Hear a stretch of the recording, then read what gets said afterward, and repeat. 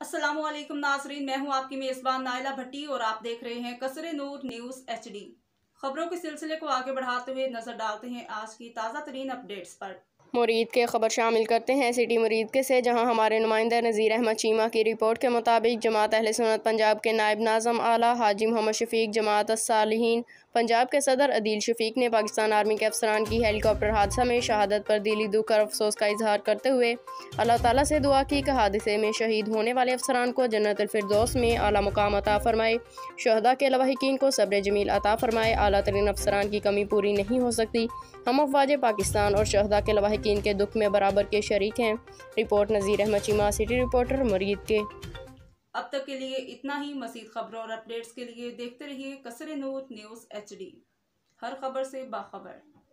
हमारे YouTube channel कसरे नूर news को subscribe कीजिए, वीडियो को वॉच कीजिए। अगर हमारी वीडियो पसंद आए तो लाइक कीजिए, अपने दोस्तों से शेयर कीजिए।